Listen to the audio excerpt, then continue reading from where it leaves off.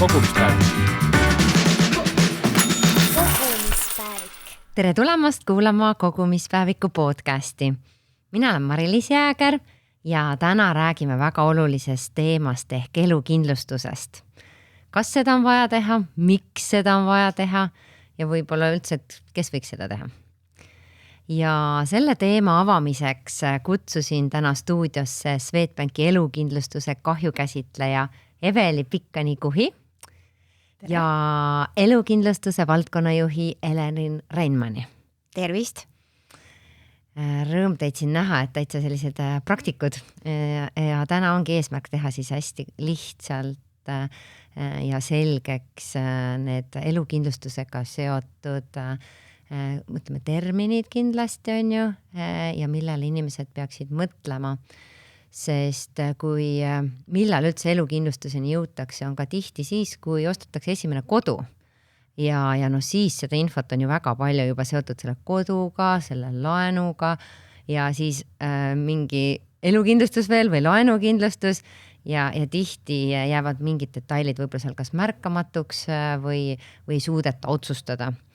Ja sellepärast võib-olla täna ainult keskendumegi sellele ja mis mind just ka eile mõtlema pani, et lugesin ajalehest jällegi ühest tõukerattaõnnetusest, kus koljuluu läks katki ja siis ma mõtlesin, et see ikkagi kiiver on kõige odavam elukindlustus on ju, mida võiks kasutada ja mida ikkagi ei kasutata. Aga läheme teele ja võib-olla kõigepealt küsingi Elerin sinu käest, kas eestlased on altid elukindlustama või pigem nad väldivad seda? Ma ütleksin nii, et meil aastalt aastasse olukord paraneb. Et eks see on olnud võõras ju meile, et hästi normaalne, kui vaadata Euroopasse ja võib-olla kaugemalegi, et seal kaugetes maades on see nii tavapärane, et kõikidel on elukindlustus, kõik on selle peale nagu mõelnud, aga eestlane on veel nii-öelda lapse kingades, aga ma ütlen, et see paranemine on iga aasta ja kui nüüd vaadata ka seda, et kui palju meil täna on Eestis tervikuna elu inimesed kindlustanud, et kui vaadata nüüd tõesti neid inimesi, kes on tööealised, et siis keskelt läbi riskielukindlustusega seonduvalt, ütleme 20% on täna siis seda teinud.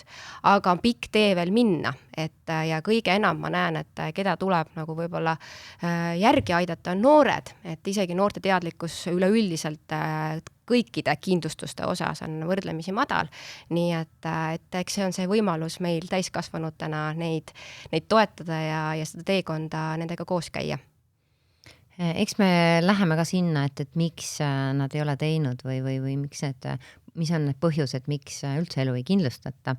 Aga ma korra enne küsin Evelilt, et sa tegeled igapäeva kahjukäsitlusega just elukindlustuse valdkonnas, et mis on olnud võib-olla sellised hiljutine juhtum sinu laual, mis on pannud jälle sind mõtlema või kuidagi oma lähedastega rääkima, et kuulge, et see on oluline teema.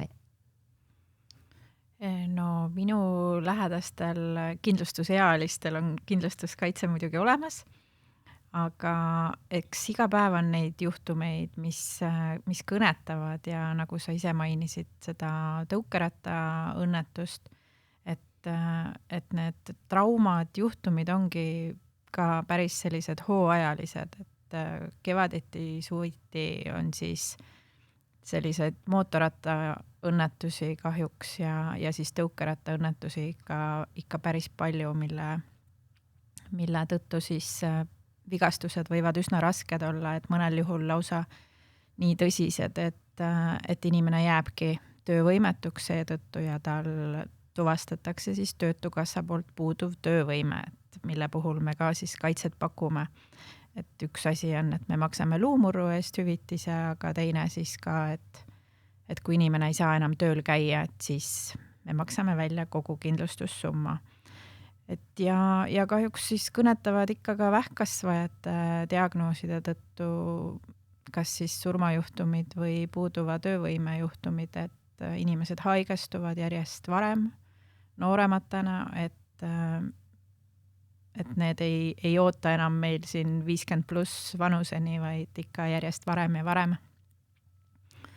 Et jah, ja need on ka sagedasti siis surmade põhjusteks vähkkasvajad, et need iga lugu kõnetab tegelikult, et kui kas või klient kukub ja murrab sõrme, siis samamoodi mõtled selle peale, et tal oli ju valus, aga et me vähemalt saame talle natukene raha maksta, et oleks kergem.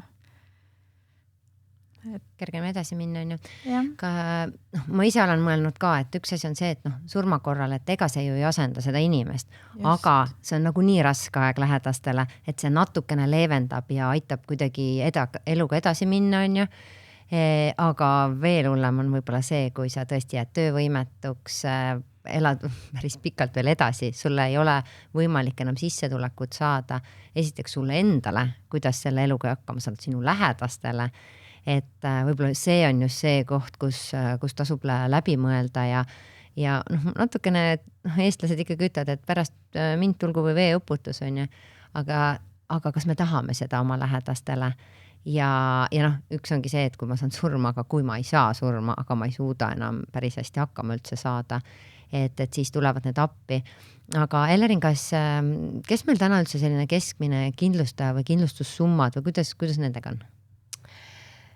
Jaa, kui nüüd rääkida eelmise aasta baasil, et kes meil oli siis klient, kes sõlmis endale elukindlustuse, siis oli tegemist siis 37-aastase isikuga.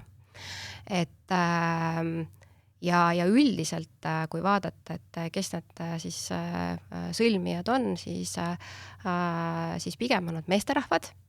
Et eks me saame siis mõelda, et miks just meesterahvas on see, kes oma elu pigem kindlustab, et kas siin on tõesti see, et naiste kaasabi või tõesti ongi põhjus see, et meil mõju meesterahva puhul pere eelarves on oluliselt suurem võrreldes siis naisterahvaga, et eks neid põhjuseid tõenäoliselt on siin mitmeid, aga jah, et meesterahvas pigem 37-aastane keskmiselt ja kui nüüd vaadata kindlustussummasid, siis keskmine summa oli siis 85 000 eurot, mis on päris korralik summa, puhver ootamatuks olukorraks.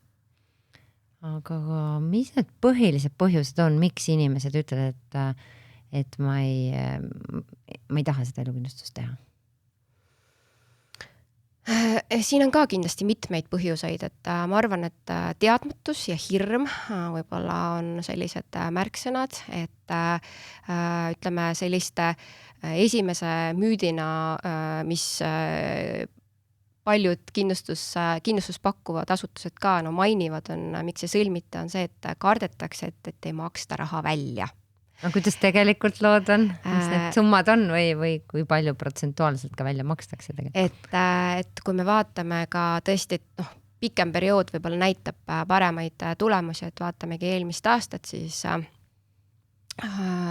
et eelmisel aastal me maksime välja üle 5,7 miljoni euro elukindlustushüvitisi kokku, mis on rekordsumma, me pole kunagi varem nii palju maksnud.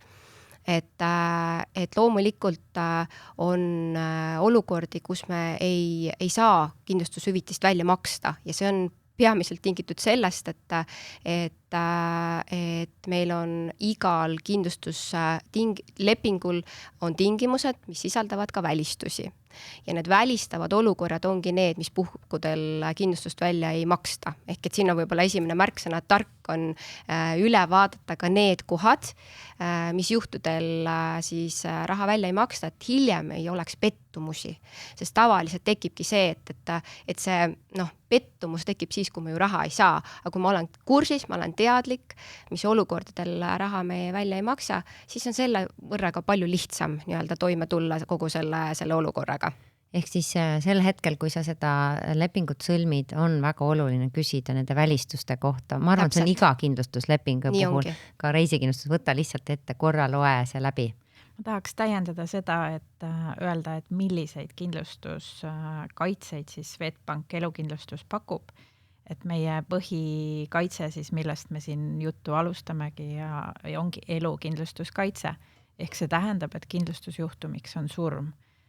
Ja teine kindlustuskaitse siis on puuduva töövõime korral, kui on see tuvastatud Eesti Töötukassa poolt vähemalt 12 kuuks ja lisakindlustuskaitse siis on veel võimalik valida trauma toimumise korral. Ja igal siis kindlustuskaitsel on omad välistused.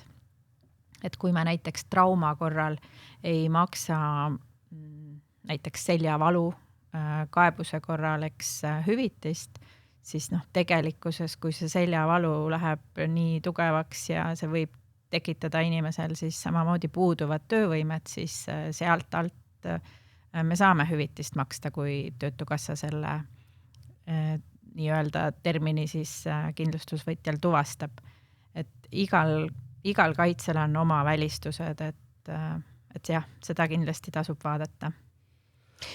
Ja ma tahtsin veel lisaks sellele, et võib-olla täiendada lisaks sellele, et on välistused, mis on need põhjused, miks raha välja ei maksta, on ka hästi oluline on see, et kui lepingut sõlmida, siis tuleks olla oma terviseandmetega aus. Et neid meil ikkagi paar tükki aastas meil on selliseid, kus me peame keelduma just selle tõttu, et lepingut sõlmides ei olda ausad.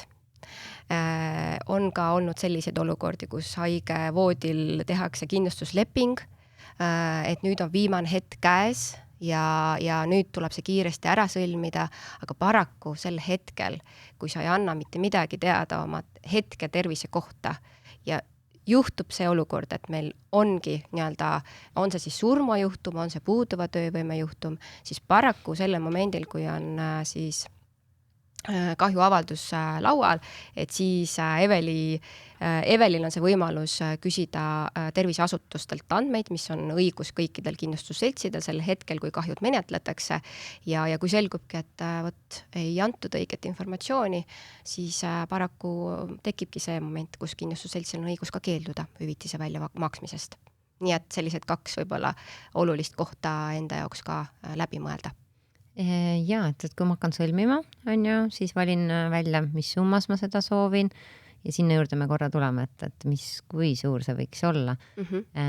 See summa, milliseid kaitseid ma soovin, seejärel terviseankeet ja seal olla siis hästi aus. Just. Ja enne, kui võib-olla isegi seda täita või kui seal tekib küsimusi, alati küsida nagu nõu, et mida ma peaksin panema, mul on täna selline seis, ega meil võib-olla ei oskagi neid termineid tõlgendada vahel, et oma tervise seisukohast ka, et kindlasti üle küsida ja kui on mingid ericase'id, et siis öelda, et kas see nagu katab või kata, et kas see läheb välistusse ja kui ta mingil põhjusel läheb, siis polegi võib-olla mõtet teha, aga ja teistpidi, et seal on mingid jälle kaitsed teiste asjade vastu, et kindlasti rohkem küsida, pigem rohkem kui vähem, ja siis vastavalt siis ma saan aru summale või vanusele, et kas on mingid täiendavad tervisekontrolli ka vaja või ei ole?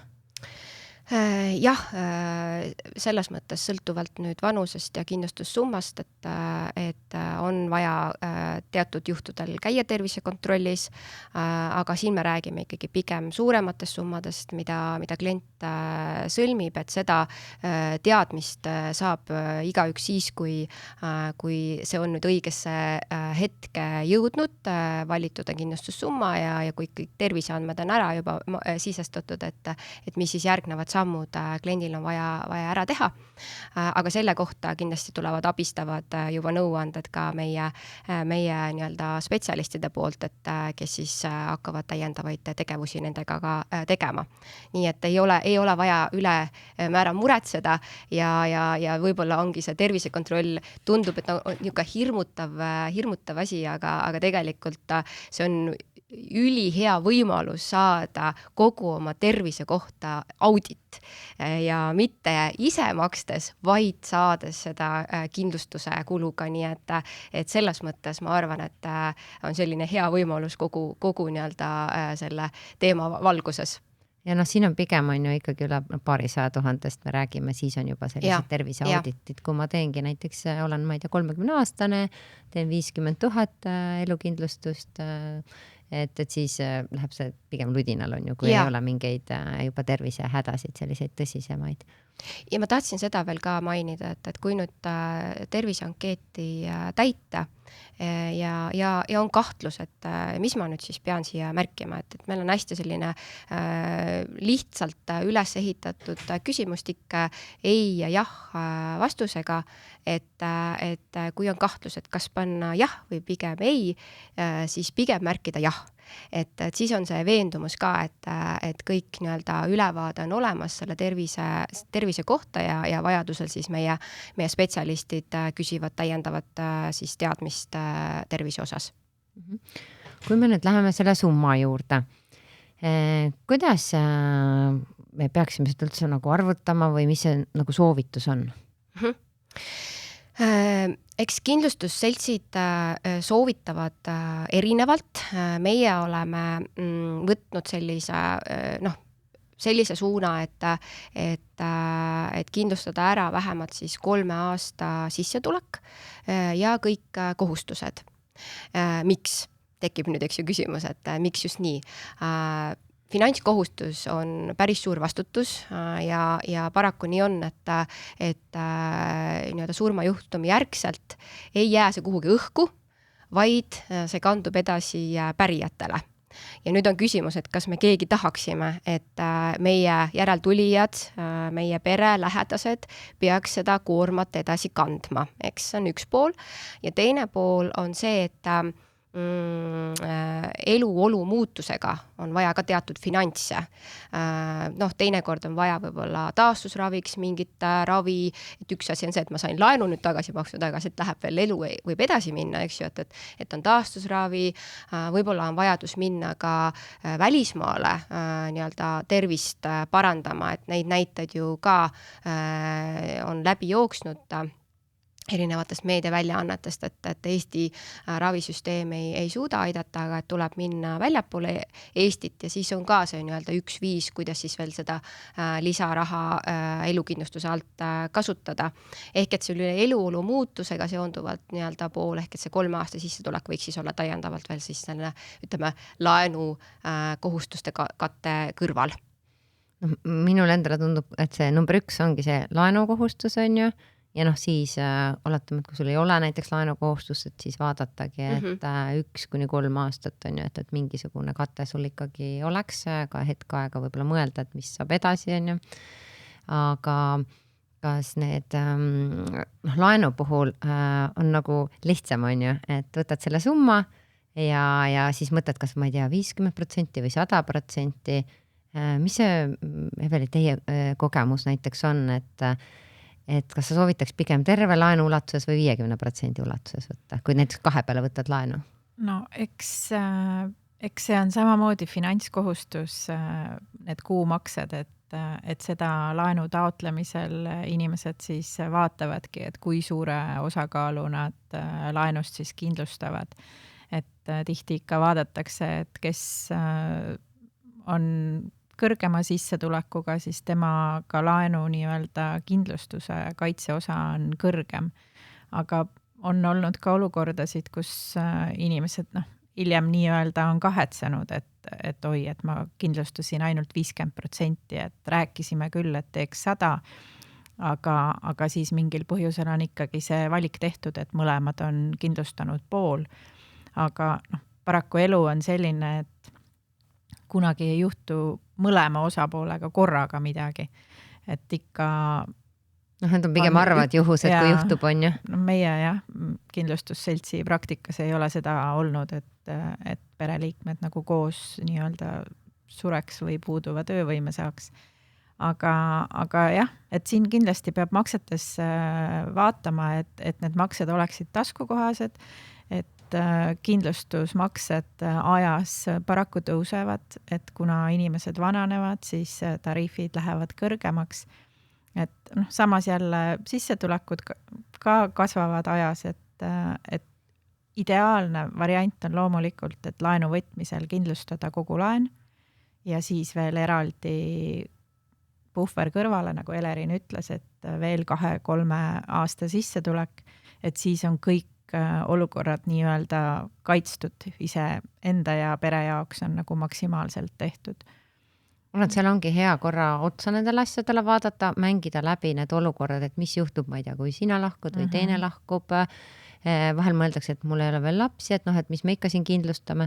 Samas ongi, kui teine läheb kõrvalt ära, kas ma jaksan kogu seda laenu üksi maksta, on ju. Kas siis nagunii tuleb laenuleping ümber vaadata, on ju, ja hinnatakse uuesti ka sinu sissetulek versus kohustused, on ju, mis võib-olla tekib see, et vabandust, me ei saagi anda sulle ikkagi seda summat, on ju. Või siis ongi see pärimise pool, on ju, et päritakse nii kohustused, samas jällegi, kui elukindlustus on su laenu poole ära maksnud, võib tekkida olukord, kus sa peab näiteks oma kaaslase pärijatele, kui sa ei ole abielus, on ju, maksma näiteks veel pool sellest kinnisvarast, et siin võib-olla ongi väga hea see, et sul on veel eraldi elukindlustus seal kõrval, milles sul on võimalus nii-öelda see osa ära maksta ja edasi elada seal, kus ma elan, on ju. Ja tahad sa midagi jälle lisada? Vabandust, ma korra küsin, et siin tuli väga hästi sisse see, et tihti öeldakse, et see makse on nagu kallis ja ma arvan, miks tehakse võib-olla 50% ongi see, et makse on nagu väiksem, et midagigi on ju. Aga kuidas tegelikult selle makse suurusega on või äkki sa oskad mõne hea näite tuua ka? Kui võtta nüüd, ütleme, 30-aastase kliendi näitel, et on juba selles vanuses, kus võiks tekkida võib-olla ka esimene kodulaen, võib-olla juba perering hakkab laienema, et siis võiks tekkida nagu see soov elukindlustust omada. Et ütleme 30-aastase kliendi baasil, kui võtta näiteks tõesti see sama keskmine elukindlustuse summa, mida me eelnevalt mainisin, 85 000 eurot, meie 3 kaitset esialgse kindlustusmaksega tähendaks see 20 eurot kuus.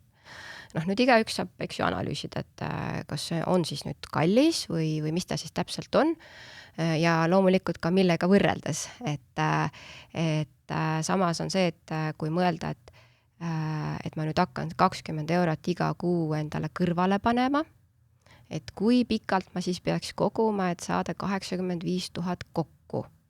Tõenäoliselt selle eluaja jooksul seda kokku ei kogu. Aga selle 20 euro eest on sul koheselt 85 000 eurot kindlustuskaitset.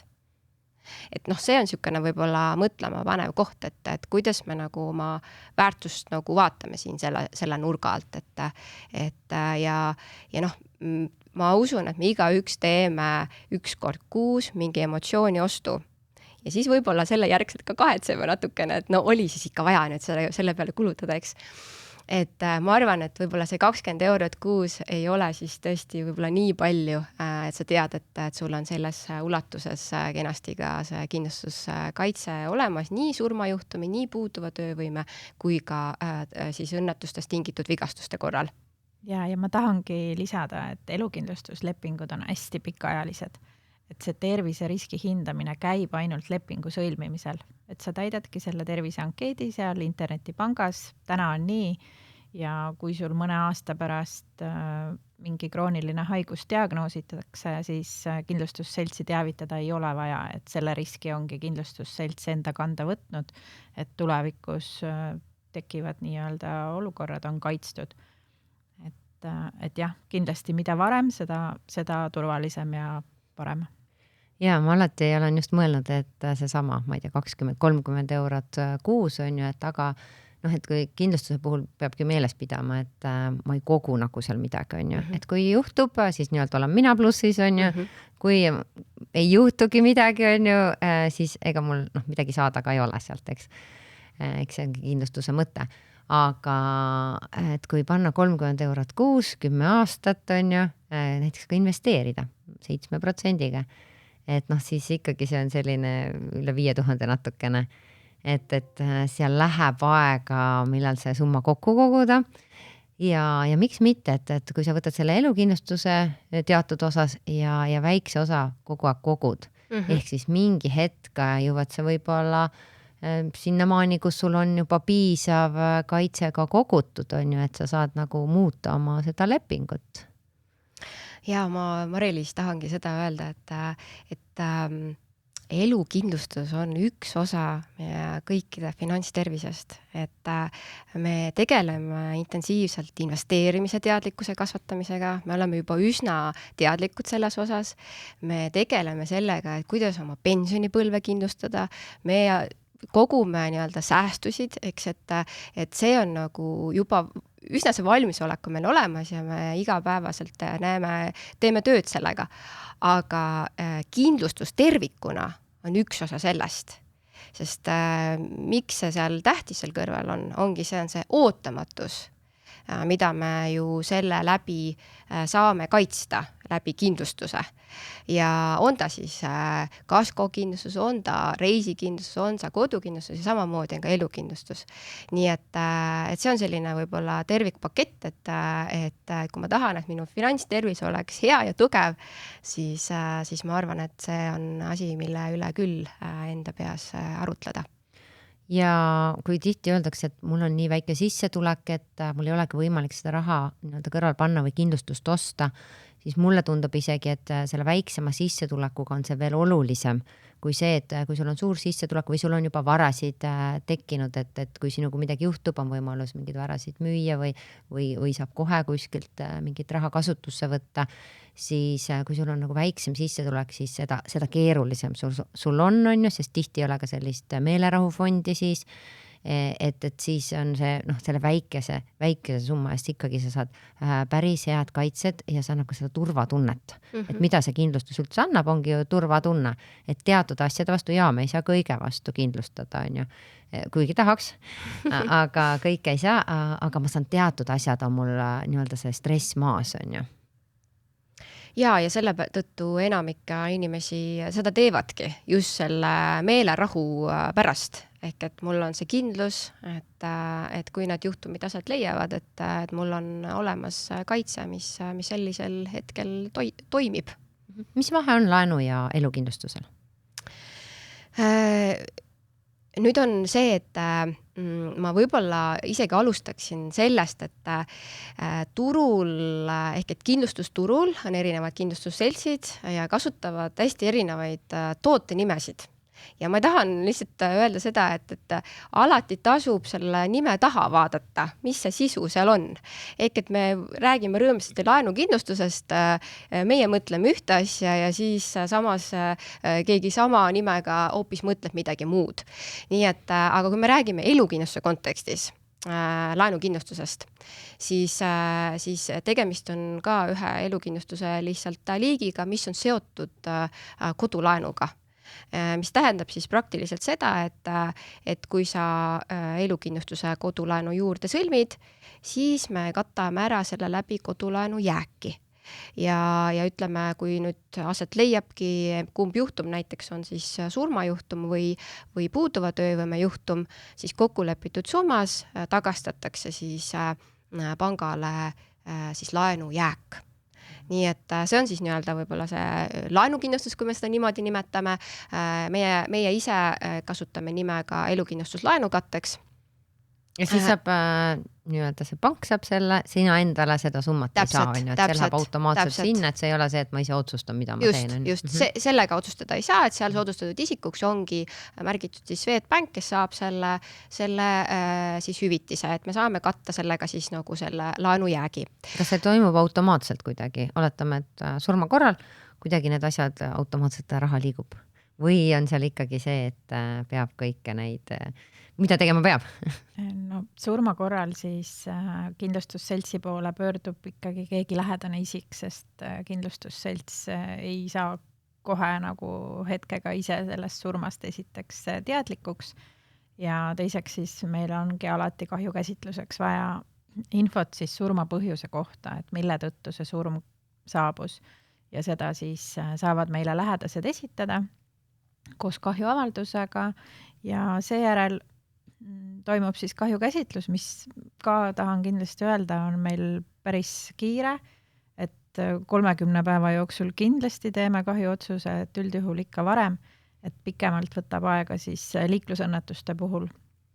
Aga siis meie maksamegi selle hüvitise pangale, et meil süsteemid on nii-öelda seotud, et selle osa, mis siis oli kindlustatud. Aga kui näiteks juhtubki mingi õnnetus, inimene on hoopis koomas, et noh, pole surnud on ju, et kas siis ka kohe midagi makstakse või seal ongi see pikem periood, kus siis vaadatakse, et mis inimesega toimub?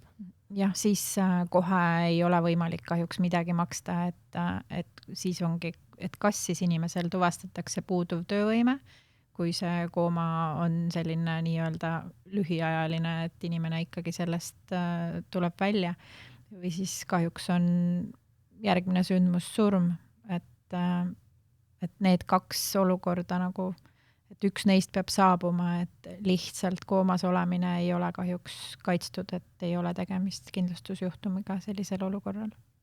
Aga jällegi, kui see on see puuduv töövõime, kui on puuduv töövõime. Kas see on mingi perioodi peale peab see olema või kui pikk? Ja, see peab olema tuvastatud Töötukassa poolt 12 kuuks. Aga noh, siit võib-olla üleskutse ka, et lähedastele võiks kindlasti teada anda, et mis kindlustused, kus kohal sul on, et kas või üles kirjutada kuhugi, öelda teistele, et kui minuga midagi juhtub, siis seal on see nii-öelda list, kus mul on, ma ei tea, varad, kus mul on mingid kindlustused, on ju, kelle poole pöörduda.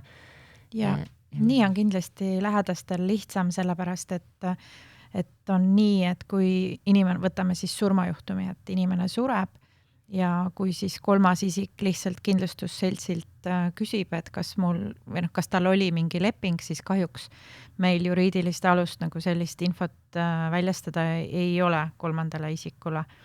Et kui inimene on teavitanud, siis on lähedastel lihtsam neid asjatoimetusi teha. Ja kindlasti tahaks mainida seda, et siis elukindlustuslepingutes on võimalik määrata siis surmajuhtumi korral nimeline soodustatud isik.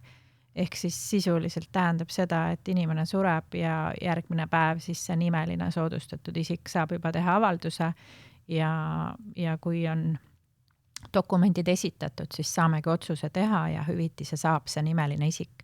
Et ei pea ootama ära kogu pärimisprotsessi, mis mõnikord võib olla üsna pikk. Jah, ja see vahel ju võibki olla, see ei pruugi isegi pärija olla see, kes on soodustatud isik, on ju, et sa tahad kellelegi ongi kokku lepitud näiteks. Ja siin tulebki välja see laenu ja elukindlustuse vahe on, et elukindlustuse puhul saab siis ise valida need soodustatud isikud, sinna saab protsentuaalselt panna, et kellele kui palju ja samas neid saab ka vahetada, et kui elu on muutunud, et siin tõesti ajaga asju juhtub, on ju, et üle aeg-alt vaadata see, et kas see on ikkagi see sama, kas see on jõus ja ka teavitada jällegi, et kui sa muudad soodustatud isikut, öelda ka teisele, et kuule, et näed, sa nüüd enam ei ole või noh, vaata, et ei oleks neid ootusi ja seda pettumust ka. Ja see on hästi õige tähelepanek sinu poolt, et kuna kinnitan Eveli sõnu, et kindlustusleping, elukindlustuse leping on ikkagi väga pikaajaline ja selle ajaperioodi jooksul on väga palju erinevaid elusündmusi võib läbi käia, et üks asi on see, et mida kindlasti nagu vaadata kas või 2-3 aasta vältel tagant siis ütleks siis niimoodi, et see soodustatud isikute pool, et kas see on kõik ajakohane, aga teine pool on ka see, et vaadata üle oma kindlustussumma, sest et elukindlustuse summa on ju fikseeritud täpselt nii, nagu see algselt kokku sai lepitud, eks ole, siis ta on selles plaanis nii kaua muutumatu, kui ei lisa nüüd sinna juurde meie uut võimalust, et see automaatne kindlustussumma suurendaja, aga muidu üldiselt on ta ju fikseeritud summaga, et seda võimalust ma kindlasti soovitan nagu üle vaadata, et ta jääks nii-öelda ajale jalgu. Sest seda me näeme nüüd küll, et Eveli tõenäoliselt saab kinnitada, et neid väljamaksed meil ikkagi on, kus need kindlustussummad on juba nii tillukeseks läinud ajaga, et lihtsalt pole vaadatud nii-öelda üle oma lepinguid. Jah, hästi mitmed on, et ikka Eesti krooni ajal on tehtud 100 000 krooni, praegu siis maksame 6391 eurot lähedastele, et see on päris pisku tänases maailmas, jah. Ja noh, kui siis sõlmid on ju, siis hinnatakse ära su tervis. Just. Oletame, et nüüd, ma ei tea, 10 aastat olen tublisti maksnud, ma ei tea, jään tööst ilma, mul ei ole sissetulekut või kontol näiteks raha, et ma kuidagi olen oma asjad teise panka viinud ja mu kontol ei ole raha ja nii-öelda elukindlustusmaksed ei lähe. Et mis siis juhtub? Jah, sellisel juhul me kõigepealt teavitame sellest, et kindlustusmakse on jäänud võlgnevusse Kas see saadetakse email või mõtlen jällegi need kontaktid on ju, tihti on see, et kui me muudame nagu seda näiteks panka on ju või midagi ja siis me vahel unustame vanas kohas üldse need kontaktid uuendamata. Ja esmane teavitus läheb mobiilile, SMS, et mobiilinumbreid tänapäeval ikka nii palju ei vahetata ja paralleelselt läheb ka siis pangateade, et aga üldjuhul inimesed ikka seda teavad, et neil see kohustus on, et me tuletame meelde 2 kuud, ütleme 60 päeva ja siis kindlustuskaitse katkeb. Kui see nüüd ära lõpeb ja sa teed uue, siis on juba uuesti hinnatakse su tervist, on ju, et just. See on kindlasti võib-olla mõttekoht. Ja ma tean, et laenukindlustusel meil just Swedbankis on see laenumaksekindlustus ka. Et äkki räägita natuke, et mis asi see veel on? Jah, seda hästi palju ajatakse segamini, on laenukindlustus, on seal laenumaksekindlustus ja tegelikult eks see natukene nüüd see nimi võib-olla ka reedab ära, et millega tegu on, aga laenumaksekindlustuse eripära on see, et seal on selline ajutine töövõimetus ehk et kui on üle 30 päeva siis töövõimetusleht ehk et haigusleht, et siis hakatakse kompenseerima siis laenumakset. Või siis näiteks ka, kui isik jääb töötuks, et siis kompenseeritakse laenumakset. Aga nüüd laenukindlustus kompenseerib laenujääki. Ja siin on nüüd see põhiline erinevus, et ühel puhul siis nii-öelda saab kogu laen tagasi makstud, kui on 100% laen kindlustatud. A teisel puhul hakatakse lihtsalt lähtuvad, siis on see ajutisest töövõimetusest või siis töötusest lähtuvad siis kuni 12 kuud makstakse siis laenumakset.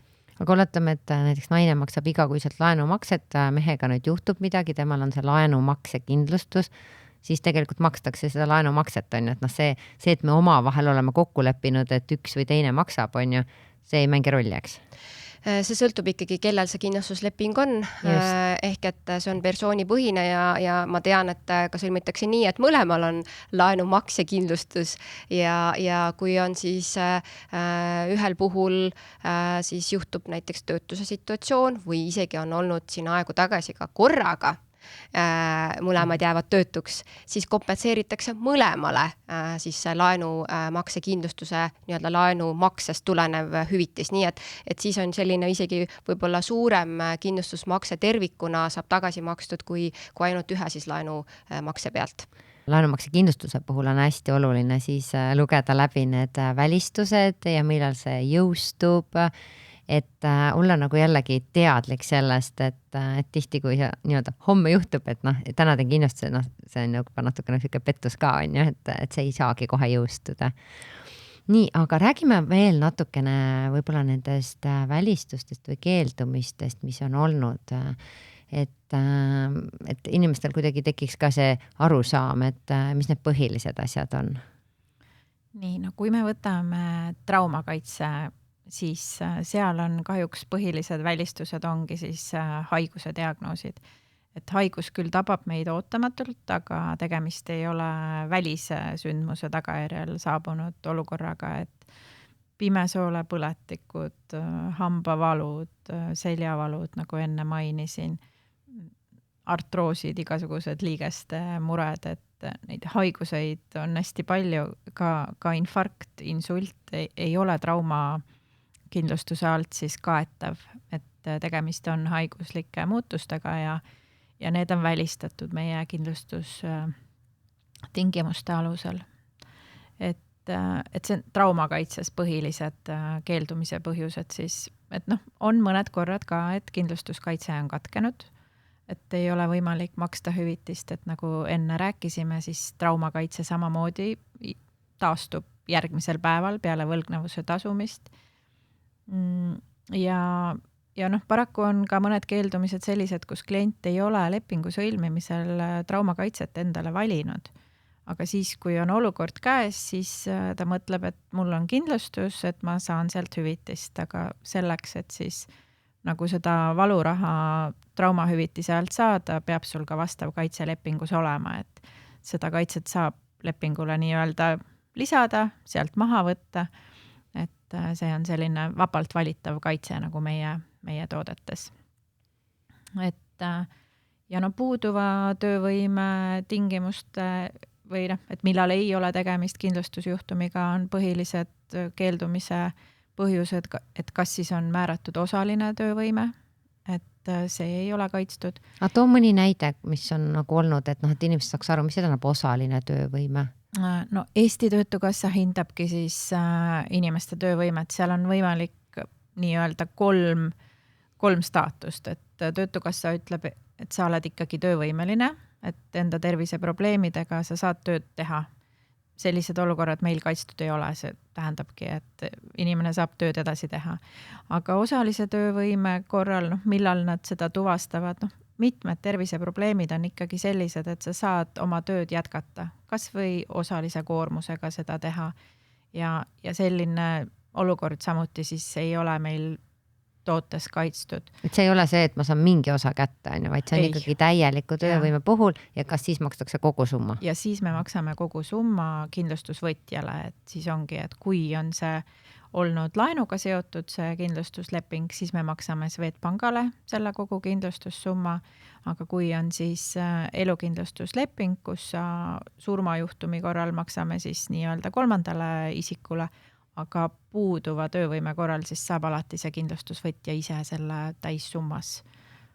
Ja kas võib juhtuda ka see, et aasta läheb mööda ja mul töövõime paraneb, siis lihtsalt nii on, ma ei pea tagasi nagu maksma seda, on ju? Jaa, ei tagasi ei pea maksma, aga oluline on see, et kui me maksame puuduva töövõime hüvitise välja, siis kogu meie kindlustusleping nii-öelda lõpetatakse. Jah, et kui ma siis pärast hiljem aasta pärast suren, siis enam mingit summat ei saa, on ju. Aga kas ma saan siis uuesti näiteks teha lepingu, kui ma nüüd olen taastunud või osaliselt näiteks taastunud? On mul võimalus teha veel või? See kindlasti sõltub juba siis terviseseisundist, ja milline see diagnoos oli, et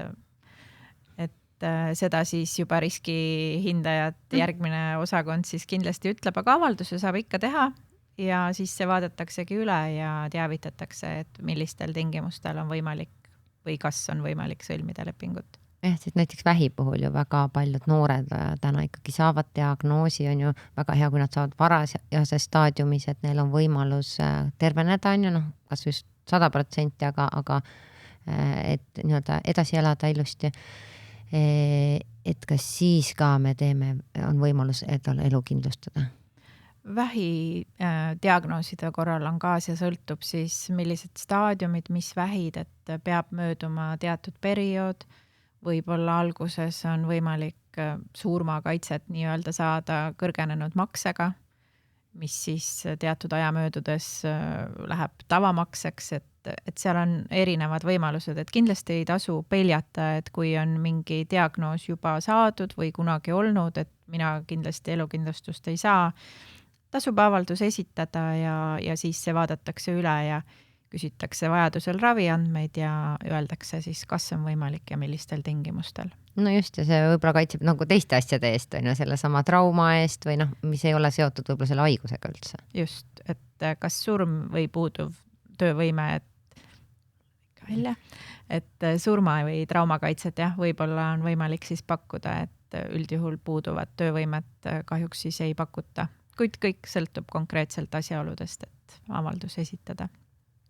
Ma lihtsalt enda poolt tahan veel seda lisada, et kui nüüd on mingid tervisemured juba realiseerunud, siis peab olema valmis selleks, et koostöö tegemise osas, et meil on vaja saada rohkem dokumente neid selleks, et riske hinnata, et siis selleks, et see protsess oleks võimalikult kiire, tasub ise aidata meid selles osas, sest me ise neid terviseandmeid kuskilt otsida sellel hetkel ei saa, vaid me need küsimegi otse kliendilt endalt.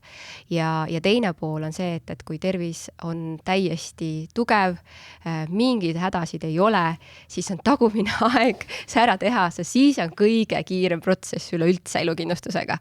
Nii et võib-olla selline kaks mõtet minu poolt ka veel juurde. Aga ma küsin veel nende välistuste kohta, et näiteks enesetapud ja sellised asjad või need jällegi need keeldumised, on see alkoholiga, ma ei tea, sõitmine roolis või selle tagajärjel tulnud, ma ei tea, surmajuhtum on ju, et räägi natukene nendest ka, et Okei, et ma siis traumakaitse puhul ütlesin siis, et haigused on välistatud nii, ütleme üldsõnaliselt, aga jah, kui enesetapukatse tõttu su tervis saab kahjustada, siis see olukord ei ole kaitstud trauma alt. Aga surma korral? Surma korral peab siis olema möödunud 2 aastat. Et ikkagi lähevad mingile, kui see 2 aastat on sul olnud see ja pärast seda tulevad sellised halvad mõtted pähe, et siis ta ikkagi on. Ja neid juhtumeid kahjuks ka ikkagi on ja meil siis sõiduki juhtimine alkoholijoobes on iga nii-öelda kindlustuskaitse liigi alt välistatud, et seda siis kindlasti mitte teha, et aga samas, kui sa istud kõrvalistmel, oled natukene napsu võtnud, siis see on kaitstud. Et narkod ennast samamoodi on ju, et sa narkojoobes sõidad, ise põhjustad ei ole, mitte, et ma tahaks propageerida seda, on ju, aga jällegi, kui sa satud, ma ei tea, kukud või keegi lükkab sind kuhugi vastu, on ju, ja midagi juhtub siis, on ju, et siis on ju. Et siin traumade korral on veel osad välistused, et kindlasti tasub siis lepingu sõlmimisel pilk peale heita, et ma neid kõiki ette lugema ei hakkaks. Aga puuduva töövõime korral ja surma korral ongi siis välistuste nimekiri nii-öelda veel lühem, et seal ongi see sama enesetapp 2 aasta jooksul ei ole kindlustatud, kui alkoholijoobes siis või ükskõik millise teise narkootilise joovastava aine all roolis olla, siis selline olukord ei ole kaitstud. Ja mis tahes lendamised on ka meie kindlustusseltsil välistatud, välja arvatud, kui sa siis ei ole reisija nii-öelda. Aga sõda? Praegu on siin kogu aeg siin droonid lendavad meil vahepeal ja sõjaolukord on ikkagi kindlustustingimustel hetkel välistatud, et kas sa siis viibid seal piirkonnas või kahjuks ka siis, kui nüüd peaks Eestis midagi toimuma, siis see olukord on hetkel välistatud, jah. Just, kui juba on nagu sõjategevus on ju, või sa ise liigud sinna piirkonda. Jah, ja need ütleme, et suures piires ongi sellised välistused, mille puhul siis me ei soovi kindlustushüvitist maksta. Aga Elerin, ma tean, et me oleme korduvalt ka rääkinud, et inimestel on selline tunne, et see elukindlustus on just seotud selliste ootamatute juhtumistega. Aga päriselus me näeme, et need põhiliselt, miks makstakse üldse välja, need rahad on ikkagi seotud haigustega. Nii on, see on hästi oluline koht, mida teadvustada enda jaoks, et kui nüüd tõesti vaadata juba pikemat aega selliseid aastast aastasse, siis nii surma kui ka puuduva töövõime kaitse puhul enamik väljamakseid ongi seotud haigustega. Me räägime siin ikkagi üle 80% tugevalt, et puuduva töövõime puhul isegi üle 90% juhtudest ja ütleme, kõige enam torkavadki silma siis vähkkasvajad ja see trend on nüüd küll nokaga ülesse poole, ehk et iga aasta järjest enam oleme me siis pidanud vähkkasvajatega seoses väljamakseid teostama. Ja teine pool, mis nüüd tõstab pead, on psüühika- ja käitumishäiretega seonduvad siis väljamaksed, vaimse tervise probleemid. Nii et ütleme, puuduva töövõime puhul see osakaal ikkagi aastast aastasse järjest kasvab. Aga surmajuhtumite puhul lisaks vähkkasvajatele muidugi paistab silma ka südame- ja veresoonkonna haigustega seotud siis väljamaksed on infarktid, insuldid, kõik sellised südamega seotud probleemid. Nii et haiguste osakaal on väga kõrge, nii et on võib-olla tark aga mõelda nendel inimestel, kes täna kuulavad, et kui on ainult sõlmitud õnnetusjuhtumi kindlustus, et see katab ju ainult õnnetuste läbi, on ta siis invaliidsusi või siis selliseid vigastusi, eks ju, et aga et see haiguste osakaal seal, ütleme, et haiguste pool seal on nagu katmata. Et siin võib-olla juures siis aitab elukindlustus seda osa nii-öelda riski siis maandamise osas.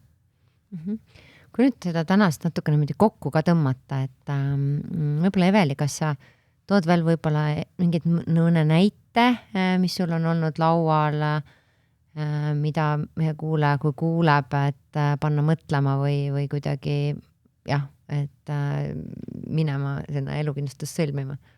No võib-olla täna meil on jäänud kõlama rohkem see elukindlustuskaitse ja puuduva töövõime kaitse, kus need, mida me jälle arvame, et meiega ei juhtu selliseid suuri traagilisi asju. Aga traumakaitse, täiesti igapäevased tegevused, mille käigus me saame vigastada, väänad jala välja, maksame 200 €, lõikad noaga kätte, sagedasti teed remonti, no ütleme, tavainimene teeb remonti ja kipsinoaga lõikab midagi, see on nii terav ja ka valus. Samuti, et sõltuvad siis haava pikkusest seal hüvitise suurus muutub, aga minimaalne meie poolt makstav summa on 200 € trauma korral. Ja ütleme, et kui hüppeliigese murrad ära 1400 €, et need on kindlasti nagu abiks, et pigem just taastusravi mõttes ka, ma tean, mul on mitu korda hüppeliigesega juhtunud asju, on ju, et see ongi see, et sa taastusravi saad näiteks teha ju, et sul ongi lisaväljaminek, on ju, või sa ei saagi, võib-olla võtad haiguslehe, on ju, selleks. Just, et jah, et meie lepingus siis traumahüvitiste korral me haiguslehe alusel ega arvete alusel hüvitist ei maksa, et tegemist ongi ühekordse hüvitisega, et vastavalt siis traumadiagnoosile. Aga jah, vigastused ja traumad, need on hooajalised, talvel läheme tuubiga sõitma, lumelauaga, suuskadega, ja ikka neid kukkumisi on, et inimestega ikka juhtub, et tasub nii-öelda kindlustada. Kas meil on mingid piirangud vanuse osas ka, et kellele me üldse teeme seda elukindlustust? Elukindlustuskaitse meil viimane päev äkki sõlmida on 68, aga kaitse kehtib siis kuni 70. eluaastani. Puuduva töövõime kindlustuskaitset me pakume kuni 60. eluaastani ja traumakaitse nüüd kehtib ka kuni 70. eluaastani.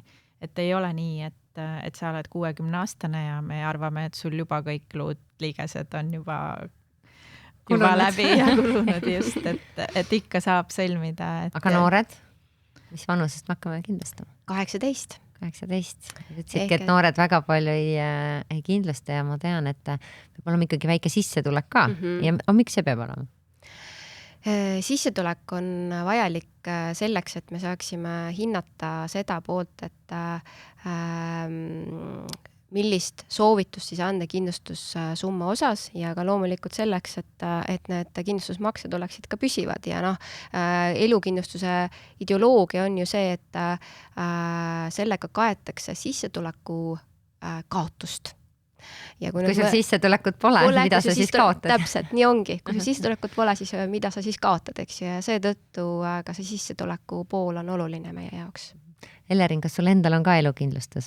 Jaa, mul on elukindlustus olemas.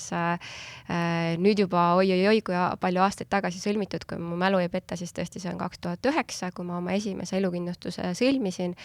Ja mind isiklikult mõjutaski just need lood, kuna ma tol hetkel olin rohkem klientidega kontaktis, siis need lood mõjutasid mind niivõrd, et ma nägin, et noore naisterahvana tark on ikkagi enda kindlustunnet tõsta. Nii et, aga loomulikult ajas on need saanud ka muutused, et kui me võtsime ka kodulaenu, et siis loomulikult ei olnud küsimust, et kas sinna juurde ka elukindlustus teha, siis loomulikult ka see on olemas, nii et ma tunnen ennast ikkagi turvaliselt selles kontekstis. Eveli, kuidas sul?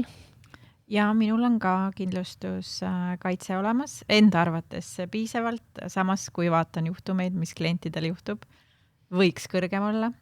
Jälle hea koht, kus üle vaadata, et ma arvan, et ka kuulajatele teha üleskutse, et need, kellel on olemas, kes juba on mõelnud sellele, vaadata korra üle ja kui sa tõstad kindlustuskaitse suurust, kas siis on taaskord vaja mingi ankeet täita? Ja siis ta suureneb, on ju? Siis on vaja terviseankeet, aga kindlasti, kui kuulajate seas on ka vanemaid inimesi, kellel on tõesti juba ammusest ajast Swedbankis elukindlustus olemas ja mõtleb, et tal on kõik tehtud, siis ajas on meie kindlustustingimused muutunud ja tasub ikkagi peale vaadata, et kas teie leping sisaldab seda konkreetset kaitset, mille vastu nagu huvi oleks, sest aegu tagasi olid kindlustuskaitsed teistsugused nii-öelda.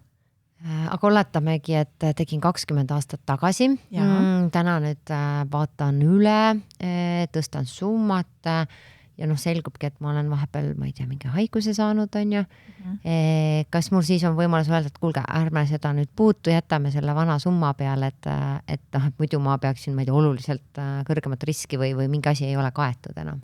Ja, ikka saab siis vana jõusse jätta. Tagasi astuda nii-öelda sealt, on ju. Jah. Et ei pea kartma seda. Ei pea kartma, just.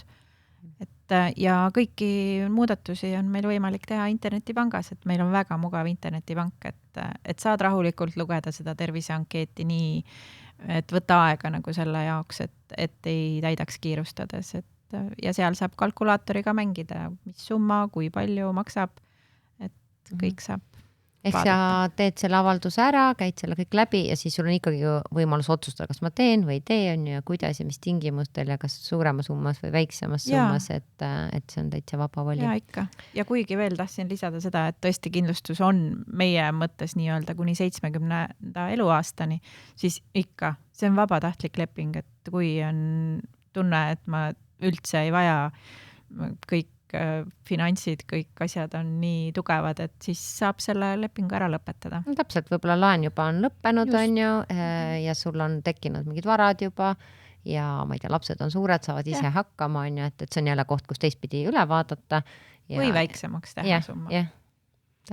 Ja ma tahtsin seda lihtsalt mainida, et kuna siin jutt oli just nendest aegu tagasi sõlmitud lepingutest, ja internetipanga võimalustest, et jah, et ma tean, et osad kliendid lausa teevad ka nii, et kuna tõesti kunagi aastaid tagasi me pakkusime ka sellist kaitset nagu õnnetusjuhtumi invaliidsuskaitse, mida me täna enam ei paku, et meil on see asendus puuduva töövõime kaitsega, et osad siis jätavad selle vana lepingu nii, nagu ta on ja sõlmivadki siis nagu juurde nüüd meie praeguse nii-öelda elukindlustuse nende tingimustega, nii et see on ka võimalik ja ütleme, kui tahe on ikkagi jätta ainult üks kindlustusleping, et siis kõik muudatused teha ikkagi olemasoleva lepingu alt, mitte siis sõlmida meie põhilehel siis läbi selle kalkulaatori. Ehk siis jällegi küsige juurde, on ju, saage aru, mille eest te maksate, mis on need kaitsed, et ei ole vaja nii-öelda vastupidi, et see nagu maksad ja tegelikult sul ei olegi seda kaitset, kuna sul on juba, ma ei tea, mingid tervisega mingid teistsugused probleemid, et kuidagi olla teadlik, mida ma saan, mille eest ma maksan, mis on välistused, et selle läbi ongi inimesed nagu õnnelikumad ja kui juhtub, siis seal ongi, sa tead, et sa oled kaitstud. Täpselt. Mida te tahate lõpetuseks veel kuidagi inimestele öelda või mõtlema panna? Ma arvan, et võib-olla koondina minu poolt ongi, et sa hästi ilusti ise juba võtsid selle teema kokku, et vaadata üle oma finantstervist tervikuna, ehk et kuidas on nii-öelda kogu see investeerimise kogumise pool mul täna sätitud, kuidas mul see kõik nii-öelda klapib seal, aga sinna juurde vaadata üle ka kõik see kindlustuse ots, uurida tõesti, see märksõna uurida rohkem täna oma olemasolevasse kindlustusse, aga ka võimalustesse, kui sul täna ei ole. Ja tõesti see vastutus on mõlemapoolne, et kui kindlustusleping sõlmida, et siis oluline on see, et kui see, kes sõlmib, saaks ka aru, mida ta endale sõlmib, ehk et pöörata hästi tähelepanu tõesti sellele, et mis on kaitstud, aga mis ei ole kaitstud, et see nii-öelda võtta fookusesse, et oleks kõik lõppude lõpuks kõik õnnelikud ja rõõmsad. Ja ma arvan, et pere mõttes ka läbi rääkida ja natukene uurida, mis juhtub pärimise korral ikkagi, et kuidas see on, et see ei ole see, et kõik läheb automaatselt abikaasale või lastele või kui laps ei ole siis vanematele, et seal on päris palju nüansse, et kindlasti tasub see läbi vaadata ja kindlustuse väljamakse puhul tulumaksu ei peeta kinni. Täpselt nii, ehk et kui nüüd on kui on kindlustuslepingusse märgitud nimeline isik ja väljamakse teostada, siis see saab kenasti ilma tulumaksuta, nii et see on täiesti erinev võrreldes muu varaga, mis ju Eesti seadusest tulenevalt on koos tulumaksuga. Ja Eveli, mis sa tahad lõpetuseks lisada? Te olete tegelikult kõik kenasti siin kokku võtnud minu meelest, et oluline ongi, et inimesed oleks teadlikud, et on võimalik elu kindlustada, see on tasuta, et lepingu sõlmimine ise ei maksa midagi, et siis lihtsalt igakuised kuumaksed, muudatuste teostamised on tasuta ja et see leping pakub meelerahu, et nii nagu on see lisapuhver kuskil sokis ääres või lisaraha kujul, aga kindlustusleping pakub meelerahu, et see on hästi oluline minu jaoks. Jah, et tänases sellises hektilises maailmas, ma arvan tõesti, kui on mingeid asju, millega seda ärevust maha võtta, siis üks võimalus on selle elukindlustuse. Just. Aga suur tänu, Eleriin ja Eveli, et te tulite ja seda teemat lahkasite. Kindlasti on iga juhtum erinev ja inimestel tekib neid küsimusi, et miks mitte julgesti pöörduda, siis on see siis meie kindlustuse poole või on teil mõni teine kindlustus, et üle küsida need asjad ja olla teadlik. Nii et ma ei tea, sellist tervislikku ja ilusat elu kõigile kuulajatele ka, et oleks vähem tegemist selle siis kahjukäsitlusega, ütleme siis nii, et neid õnnetusi oleks võimalikult vähe, et tore on, et see leping on, aga tegelikult me soovime ju ikkagi, et inimestel läheks kõik hästi. Just nii. Just. Aitäh! Aitäh!